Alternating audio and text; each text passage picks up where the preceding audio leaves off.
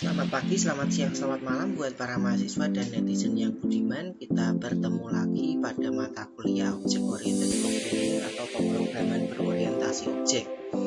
Nah, kali ini kita akan membahas tentang konsep dari UUP atau konsep dari PBO ya. Kemarin kita sudah membahas tentang abstraksi dan enkapsulasi. Nah, konsep yang berikutnya adalah inheritance ya, inheritance atau pewarisan. Nah, sebuah kelas ya, jadi sebuah kelas yang ada di dalam pemrograman berorientasi objek itu dapat mewarisi ya, dapat inherit, dapat mewarisi atribut dan metode dari kelas lain ya, dari kelas lain. Nah, kelas yang mewarisi ini disebut sebagai subkelas ya. Kelas yang mewarisi atribut dan metode adalah subkelas. Nah, proses pewarisan ini akan membuat bentuk kelas hierarki ya. Anda bisa melihat di sini ya, ada contoh gambarnya. Dan inheritance ini terdiri dari superclass atau parent dan subclass atau child. Nah, kalau Anda lihat di sini ada gambar, ini adalah kelas bicycle, kelas sepeda. Dia punya anak ya, punya subclass mountain bike, racing bike, dan tandem bike. Jadi di sini Anda bisa lihat bahwa kita bisa membuat sebuah kelas sepeda dan nanti kelas sepeda itu bisa diwariskan untuk membuat sepeda gunung, sepeda balap, dan sepeda tandem. Artinya kita membuat program itu tidak dari nol, ya, tidak dari nol. Makanya di sini dikatakan penting untuk reusability. Jadi kita diharapkan membuat coding itu tidak dari nol ya, tidak dari nol ya. Sekali lagi tidak dari nol, tapi kita bisa menggunakan program yang sudah ada, program parent yang sudah ada untuk di-extend. Ya. Makanya di sini keyword dalam bahasa Java adalah extend atau perpanjangan. Ya.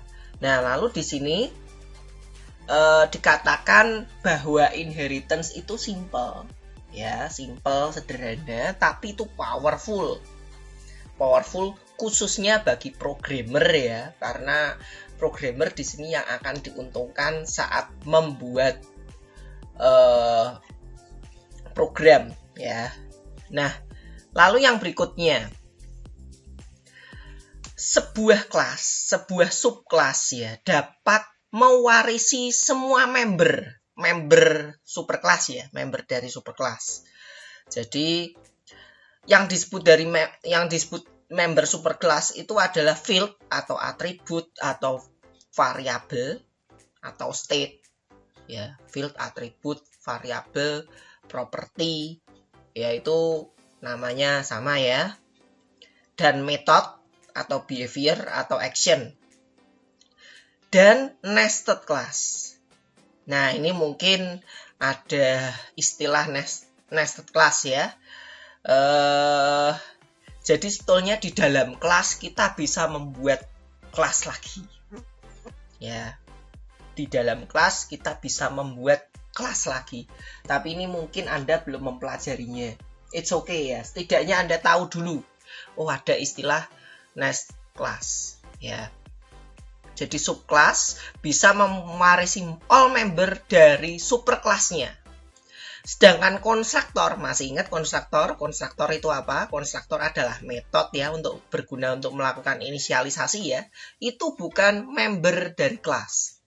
Tapi konstruktor bisa di-invoke ya. Bisa di-invoke ya, bisa di-invoke itu bisa dibangkitkan atau bisa dipanggil ya dari subkelas ya. Konstruktornya superkelas itu bisa dipanggil atau dibangkitkan dari subkelasnya ya, dari subkelasnya. Nah, di sini ada contoh ya codingnya. Anda bisa melihat coding bicycle ini punya 2 state dan 3 metode, change gear, speed up, apply brake ya. Ini masih simpel saja.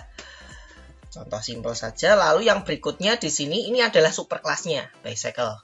Lalu yang berikutnya kita melihat mountain bike. Mountain bike itu adalah anaknya ya, subclassnya ya.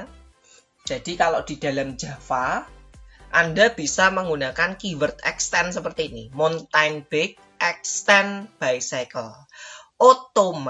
Secara otomatis semua metode, semua variabel yang ada di dalam bicycle akan dalam tanda kutip tercopy masuk ke dalam mountain bike. Tapi tidak terlihat ya, karena ini diwariskan modelnya. Ya, diwariskan, di extend ya.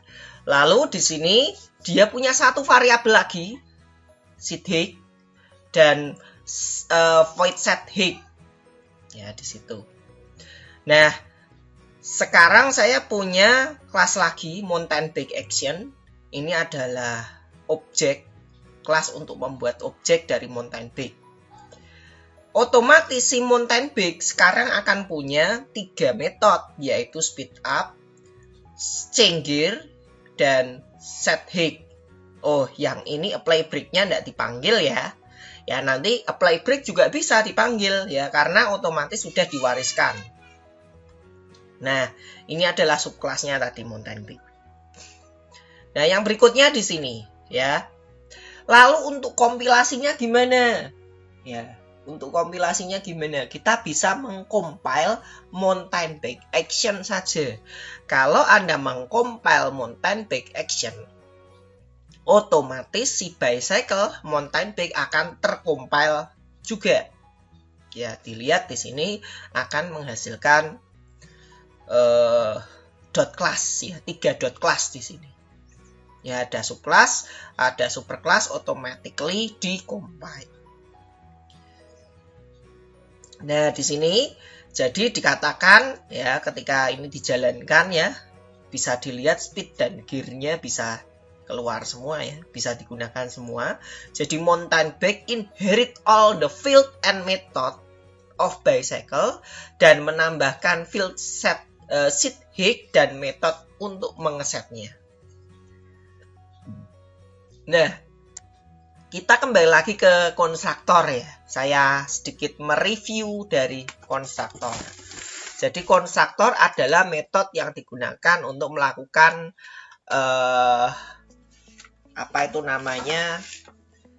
memberikan nilai secara nilai inisial ya, atau nilai awal. Ya, digunakan untuk memberikan nilai awal. Dan itu dipanggil atau dijalankan saat objek dibuat ya. Saat objek terbentuk otomatis ya. Dan itu dipanggil otomatis. Kalau di Java pakai keyword new ya. Lalu karakter dari konstruktor itu namanya sama dengan nama kelas, tanpa return value dan tanpa keyword void. Lalu di sini Anda bisa lihat di sini ya, contohnya untuk membuat konstruktornya ya. Ini yang kemarin sama, nama kelas dan nama konstruktor itu sama. Dan bisa dilihat konstruktor itu pasti public. Ya, ini yang kemarin saja ya. Lalu yang berikutnya, ya ini contoh kemarin sama. Nah, yang berikutnya ya, kita melihat contoh inheritance dengan konstruktor. Ya, kita lihat inheritance dengan konstruktor. Di sini ada bicycle 2, ada gear dan speed. Di sini juga ada konstruktor, ada set gear, ada apply brake, ada speed up, ada get gear, ada get speed. Ya, ini codingnya kurang lebih seperti ini. Ini superclassnya. Lalu di sini ada konstruktornya. Yang berikutnya mountain bike, dia punya seat height ya. Seat height-nya berarti dia punya variabel seat height dan itu private. Ya, bisa dilihat ini protected, yang ini private. Ya. Nah, kita bikin si bicycle yang superclass ini Ini kita bikin protected agar variabel ini bisa diakses oleh subclass. Kalau kita bikin private, dia tidak bisa diakses oleh subclass. Nah, kembali lagi. Di konstruktornya, kita ingin menggunakan nih si konstruktor si bicycle. Ya, di sini bisa dilihat. Ada konstruktor si bicycle, kita mau bangkitkan. Pakai apa? Keyword super. Ya, jadi super start speed sama start gear. Jadi di sini ada start speed, start gear, kita panggil, kita gunakan super, dan set height-nya start height. Kita gunakan seperti itu. Ya, otomatis ini kita membangkitkan si konstruktornya bicycle tuh. Ya, ini kurang lebih seperti itu. Jadi kita tidak perlu coding karena konstruktornya ini kita kan akan gunakan sama nih. Ya, karena codingnya sama jadi kita bisa bangkitkan. Nah, itu kurang lebih seperti itu. Ya, lalu di sini ada public void set height dan get height. Nah, ini subclassnya dengan konstruktor keywordnya super ya untuk menginvoke tadi ya, membangkitkan tadi ya. Jadi di sini sebetulnya adalah sebuah override ya. If your method override ya. Jadi jika metode yang ada di superclass teroverride, kamu bisa melakukan invoke ya pada metode yang teroverride itu dengan menggunakan keyword super. Apa sih override itu? Nanti ya, ini ada hubungannya juga dengan konsep Java yang berikutnya yaitu polymorphis. Ya, nah ini saya lanjutkan dulu yang inheritance. Jadi di sini kita jalankan hasilnya kurang lebih seperti ini ya. Compile-nya sama, hanya mountain bike action 2. Nah, jadi ya setelah Anda mempelajari ada konsep inheritance, ya sebetulnya apa yang dapat Anda lakukan dalam sebuah subclass? Ya, jadi inherited field can be used directly. Yang pertama ya, jadi variabel yang diwariskan itu bisa digunakan langsung seperti variabel lain yang dimiliki kelas tersebut. Lalu Anda dapat mendeklarasi field pada subclass dengan nama yang sama dengan nama subclass. Dan itu akan terjadi hiding. Di sini tidak recommended. Ya, jadi jika Anda mendeklarasi sebuah field dalam subclass dengan nama yang sama dengan superclass, contohnya kalau di bicycle dia punya gear, di mountain bike ada gear lagi. Nah, itu tidak direkomendasikan. Ya. Lalu yang berikutnya Anda bisa juga mendeklarasikan field baru dalam subclass dan yang tidak ada pada superclass. Ya, jadi kita bisa mendeklarasikan field baru seperti contoh yang tadi.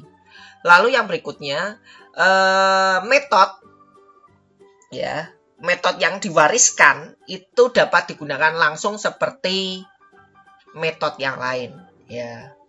Lalu Anda juga bisa membuat new instant method dalam subclass dengan signature yang sama. Signature itu namanya sama, variabelnya parameternya sama, urutannya sama, urutan parameternya sama, ya, sama dengan yang ada di superclass dan itu akan terjadi sebuah overriding. Kalau sama semua akan terjadi overriding. Lalu yang berikutnya, Anda juga bisa membuat new static method pada subclass dengan same signature. Ya, nama sama, parameter sama, tipe parameter sama, urutan parameter sama, ya sama dengan yang ada di superclass, maka akan terjadi hiding. Ya, ini kalau sama metode statiknya akan terjadi hiding. Dan Anda juga bisa mendeklarasikan metode baru dalam subclass yang tidak ada pada superclass. Dan yang terakhir, Anda juga dapat menuliskan subclass konstruktor yang menginfo konstruktor pada superclass. Ya, jadi secara implisit Anda bisa menggunakan keyword super, kurang lebih seperti itu. Lalu yang berikutnya di sini ya. Nah, ini tadi yang sudah saya singgung, yaitu polimorfis atau polimorfisme. Ini juga salah satu konsep dari pemrograman berorientasi objek. Apa sih polimorfis itu? Ya, jadi menurut kamus, ya definisi dari polimorfis itu mereferensi ke sebuah prinsip dalam biologi, di mana sebuah atau sebuah organisme atau spesies dapat memiliki different form, dapat memiliki many different form, banyak bentuk yang berbeda atau tingkatan tertentu. Contoh di sini, ini adalah gambar jaguar, ya, like morph atau jaguar. Dan di sini juga ada dark morph atau melanistic jaguar. Ini sama-sama jaguar, ya, tapi di sini bentuknya berbeda. Sama seperti manusia ya, manusia juga orang Asia, orang Eropa, orang Arab, ya kan, orang India, ya, orang Afrika, itu sama-sama manusia, spesiesnya manusia, tapi dia punya different form, ya, punya perbedaan bentuk. Ini adalah prinsip polimorfis yang ada di dalam biologi. Nah, contoh yang lain, ya, sama-sama manusianya, ya, manusia sama orang Indonesianya, ya kan, sama sukunya, tapi golongan darahnya bisa saja berbeda. Ya, ada A, B, B, dan O. Ya, itu kalau dilihat secara kasat mata darah itu kan sama semua, tapi ternyata dalemannya itu berbeda. Ini juga polimorfis. Ya, contoh polimorfis di dalam biologi. Nah, ini ya contoh tipe darah ya. Lalu ya yang berikutnya di sini ya. Prinsip tersebut juga diaplikasikan dalam object oriented programming dan bahasa seperti pemrograman Java atau bahasa Java. Subclass dari sebuah kelas dapat mendefinisikan ya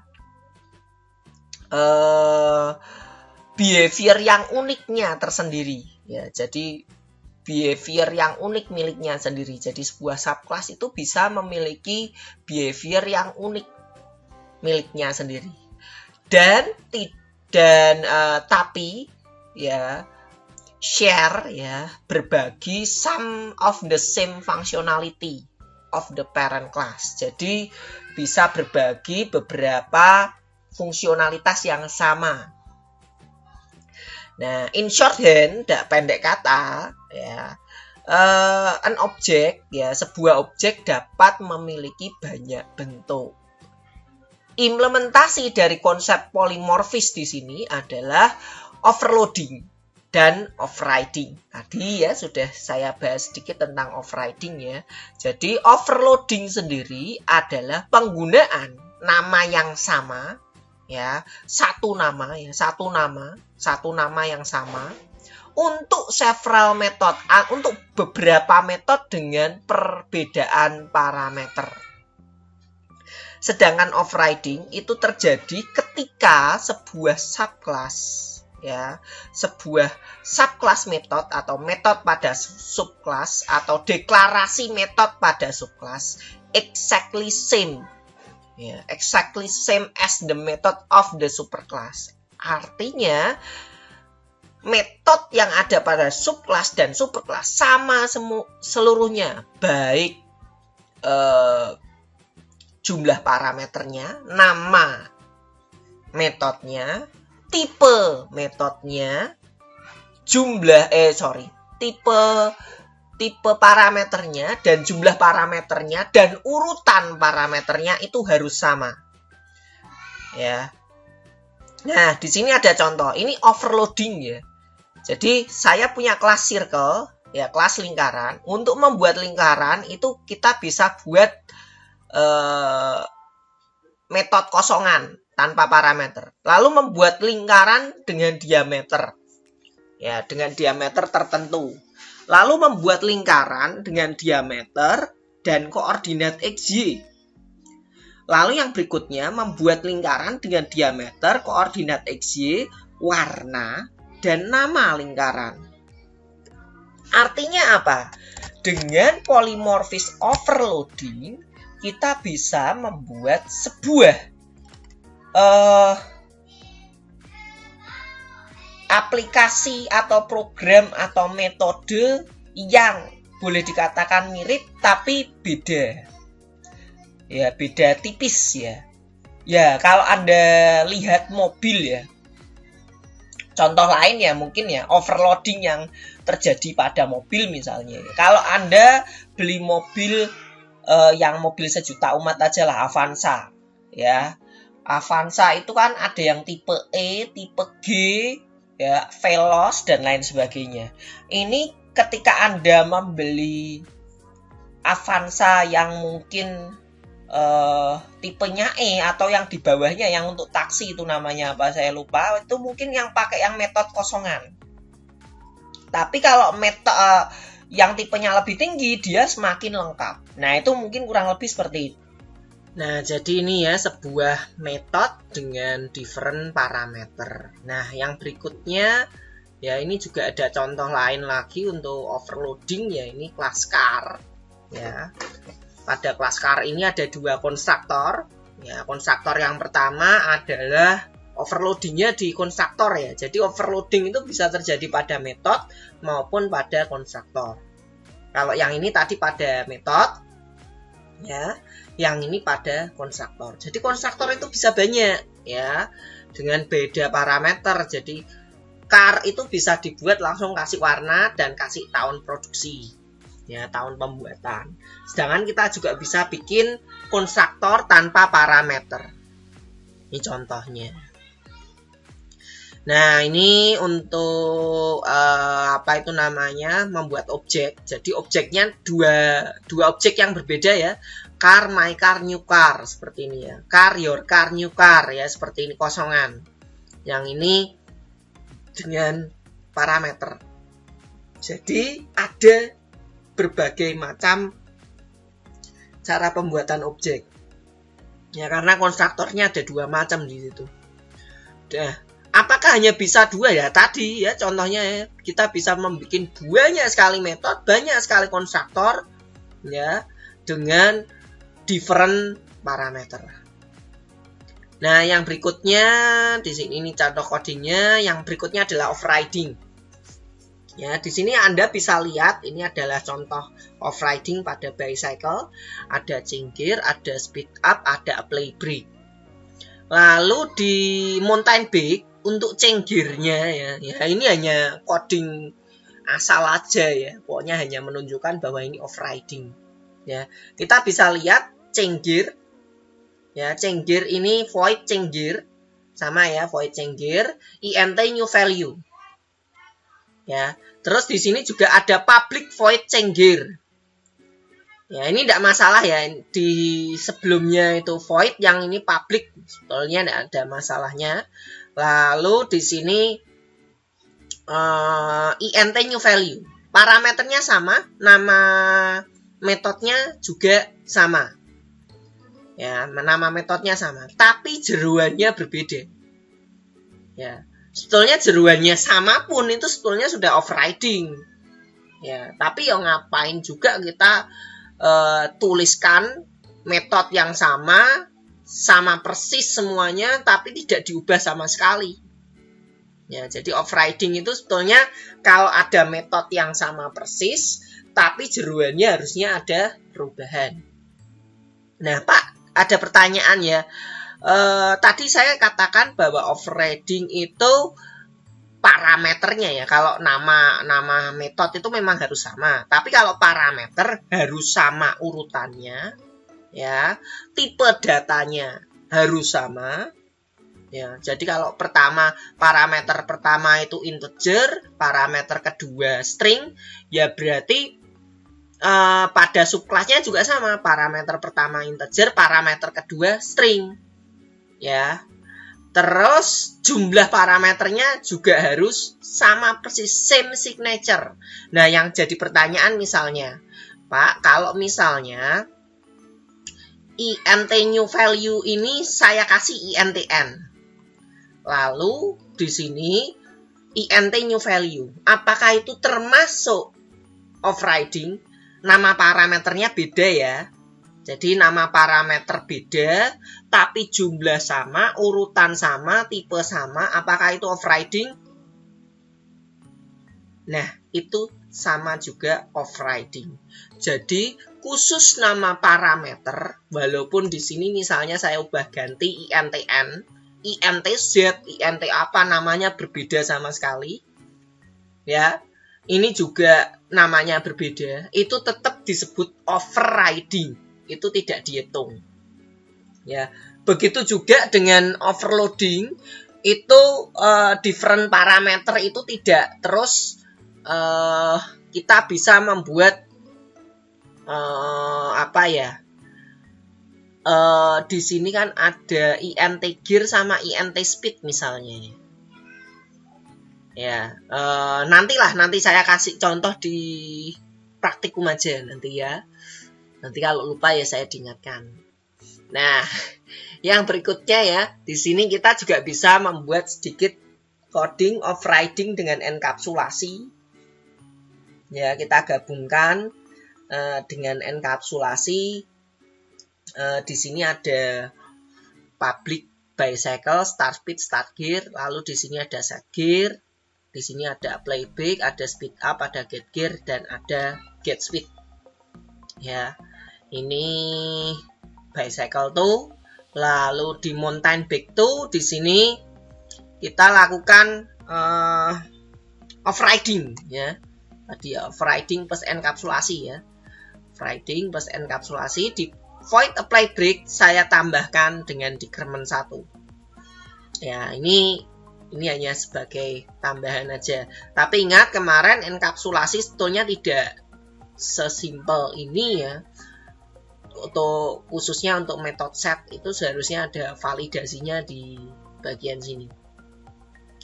Ya, nanti saya akan jelaskan lagi pada materi praktikum. Nah, terus yang berikutnya ini adalah objeknya.